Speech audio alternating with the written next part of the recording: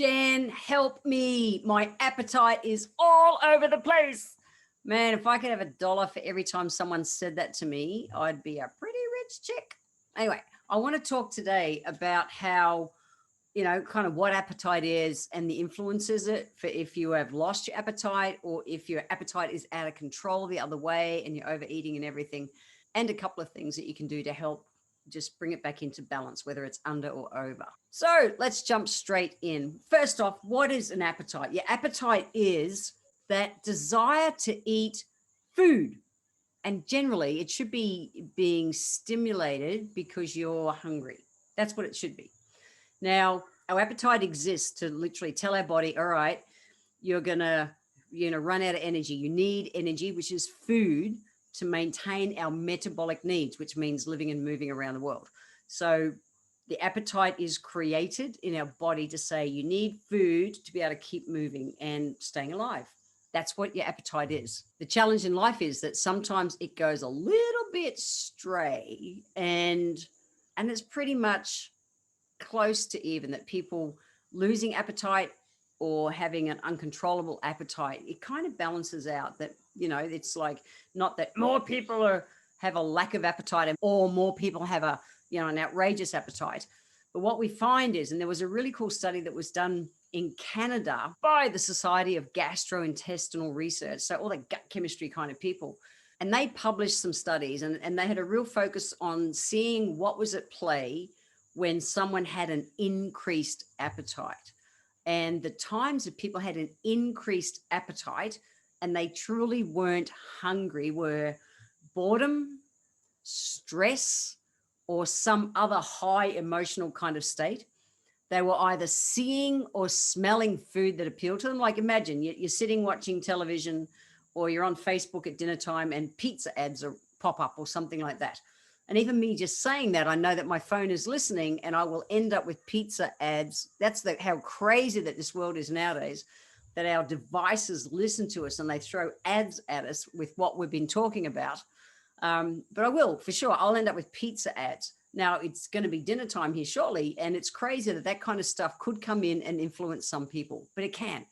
The other things that can really influence that is like a routine or a habit, like special occasion, like Christmas is a classic where people will overeat even when they don't have an appetite. They just keep eating because it's that obligation kind of occasion, if that makes sense. So I will talk about that increased appetite in a moment. But first, I want to talk about a loss of appetite.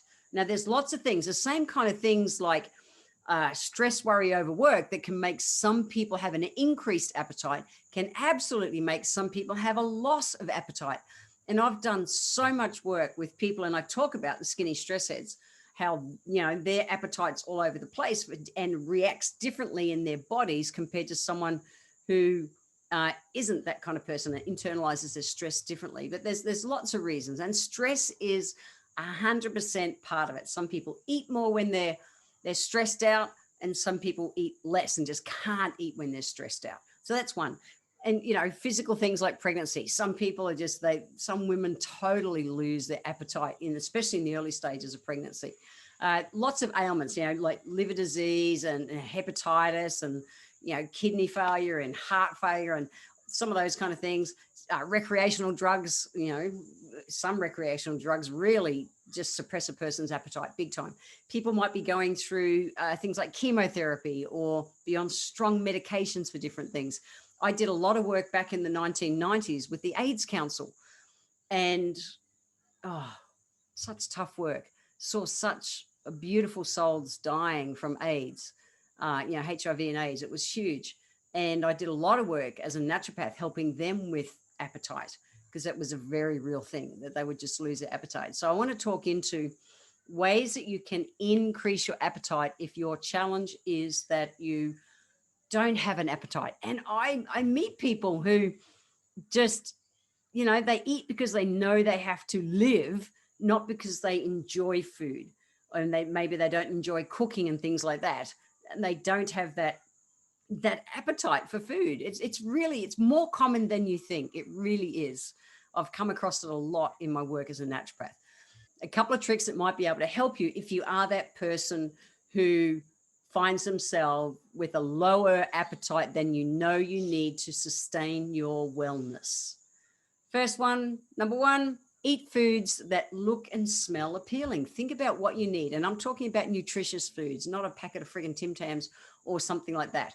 You've still got to go for the healthier options, but find something that is visually and smell wise, all that kind of thing that's appealing to you. So I'm not going to, being vegetarian, I'm not going to sit down to a big meal of meat, but I'll totally, sit down to an amazingly spicy and herbal vegetable curry or something like that. And that's number two. So use herbs and spices and things to improve the flavor.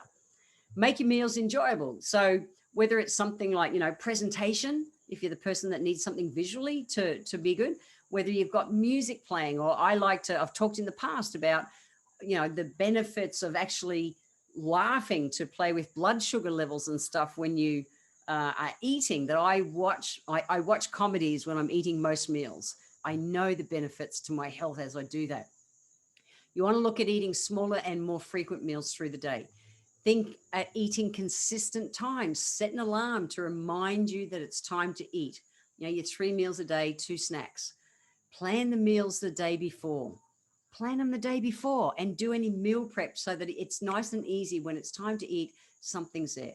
I bang on about it all the time, but let's make sure that you're drinking enough liquids, and in particularly water. Herb teas are also going to help you. My work with the AIDS Council back in the 1990s, I played a lot with the color of plates that people were eating off. And what we found is there was a really cool study that was done through Cornell about the color of plates. And what was found was that if people ate food off a red plate, they ate about 22% more.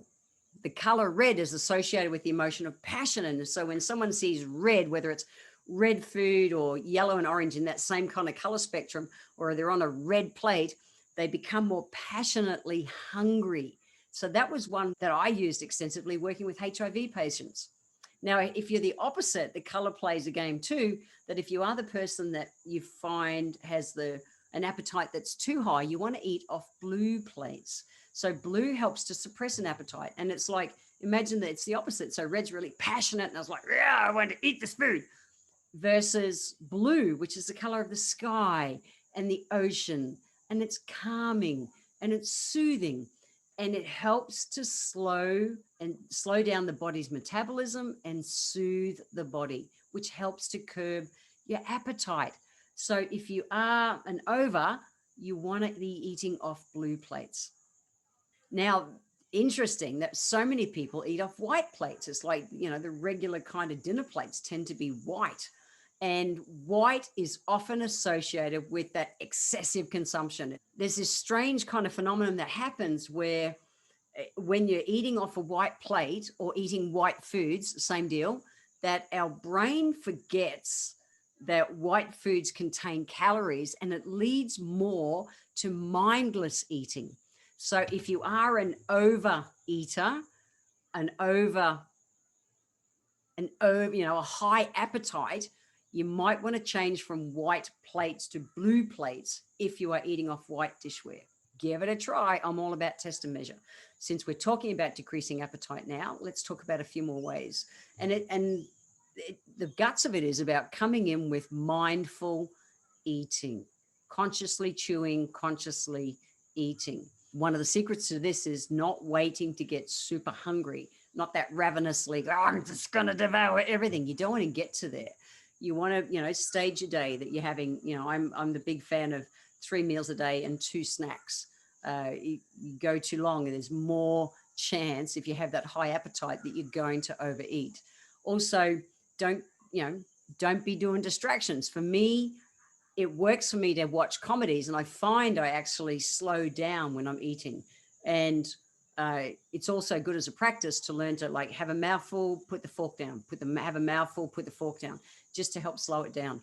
I remember years and years and years ago when I was, I don't know, a long time ago, but I remember at one stage eating all my meals with chopsticks. And because at times in life I have had a overly high appetite, And the problem is I can eat bloody fast with chopsticks. So that did not slow me down. I've got to find ways to manage this differently. And so these are the things that I've done to help me manage. And I grew up in a family of 5 kids, and it was like survival of the fittest to make sure you got fed. So I grew up in a household where we just naturally ate fast, and I've had to teach myself different things to be able to manage that as I've gotten older. You want to also make sure that you're breathing. So before you sit down to eat, just take a few big, deep, slow breaths and just ground yourself and center yourself. That helps. Taking small bites and chewing your food thoroughly instead of just inhaling it. That helps. Paying attention to your body signals that it's full. And what generally happens is that somewhere around up to 20 minutes before you feel full, your body is actually full. But if you really tune in to your body, you'll start to feel that fullness sooner. And then you've still got the choice and habit to break if you have had that higher appetite to bring it into balance. But that's one thing that you can do. And ideally, live from a place of prevention and keep, if there's a crap food that you eat, keep it out of the house so that there's less chance of being tempted.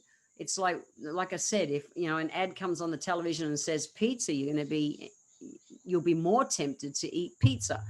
If it's in the house, easy to get at, crap food, you're going to be more tempted to do that if you have that higher appetite. And we want to do things to be able to increase that feeling that we're full and we're satisfied. And to do that, it kind of makes sense. Stay away from the foods that are a long way away from nature. So I talk all the time about living close to nature the majority of the time. So if you're living further along, which is all the processed and crappy foods full of simple sugars and that's not going to work for you. That's not going to help it. But having balanced meals that have the right balance of good proteins, good fats, good fiber, good carbs, that's the key. And I'll throw a link in the show notes to, the guts of the kind of foods that I eat. And really excited, I just announced on social media today that I am releasing a cookbook. I put my recipes up on social media all the time, and I keep getting inundated by people saying, Jen, when's your cookbook? Or give us, more recipes. Well, I'm going to do it. So I'll also put a link in the show notes where you can go and throw your details in, and you'll get some juicy extras that other people won't get when it's published by being subscribed to it pre-publishing. And my goal is that it will be out before Christmas this year. So yeah, look forward to that. I love food, and I love showing people how simple it is to make yummy, good food. Make sure you go to the show notes to get that link. That's where it's going to be hiding. And I was going to get around to talking about stress and hormones. It's just a reality, guys. We have to talk about it because it plays such a part. Like I said right near the start, stress can make people lose appetite, and it can make people emotionally eat and get way bigger appetite. So I have to touch on it.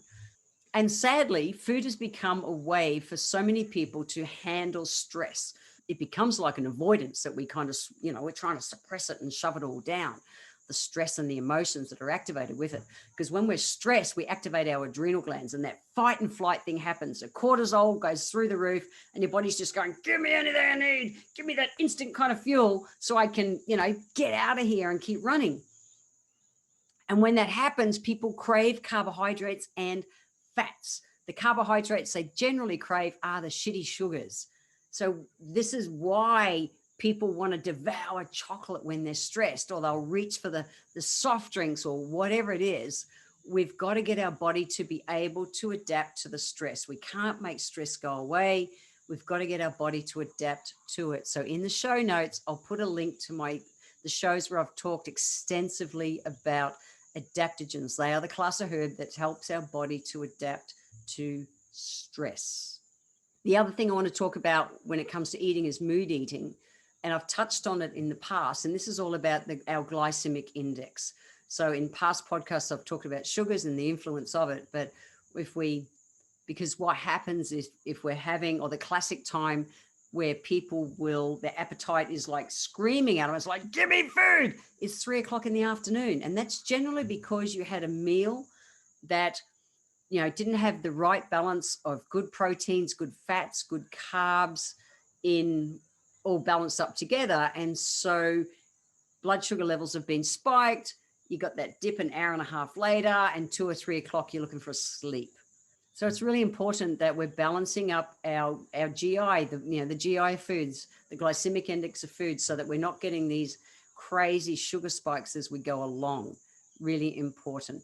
And the food that influences those kind of sugar spikes the most is refined and processed grains. And in episode 4, I talk about no bum glue. If you have not listened to that one yet, please go back. If you did nothing else in life, nothing else, but changed the carbohydrates that you're having, and carbohydrates are good for us, guys. They're what give us energy, but it's got to be the good ones. Go and listen to episode 4 and learn about bum glue, because that is the highest influence on our GI, our glycemic index. That's it. And if you are the person who has had sugar cravings in the past, check out episode 16, because that's where I talk about how to get rid of all those kind of sugar cravings. So I've kind of covered a lot of stuff in today's episode. I want to leave you with 4 healthy life hacks. The very first one is to identify what's going on. If it's stress that's driving your appetite, deal with that first. Get into the adaptogens. Go to the show notes, check out my link to the stress tonic that I take from Prevention. And it doesn't matter if you have lost your appetite from stress or whether your appetite has gone off the charts from stress, you still need those same herbs. Healthy life hack number 2 is, what kind of plate are you eating off? Is that feeding you out of balance, or is it helping you out of balance? You might want to change the dinnerware that you're eating off. And number 3, come from a place of prevention. So if you know that there's a time of day that is just throwing you off, where you're forgetting to eat, set an alarm to remind you to eat. If you know there's a time of day that you are overeating, your appetite is off the scale, set an alarm beforehand so you can eat an hour before and be prepared so that you don't go out of balance. Please come from a place of prevention, because healthy life hack number 4 is, you are in control. Please remember that you are in control. The way you're going to come back into control is to come from a place of prevention. If you want to get a copy of the show notes where all those links are, head over to www.healthylifehacks.com.au. And remember to subscribe, because in the next episode, I'm going to be talking about, do you want a reasonable life or do you want an extraordinary life? I'm going to be talking about both and how to get the one that you truly choose.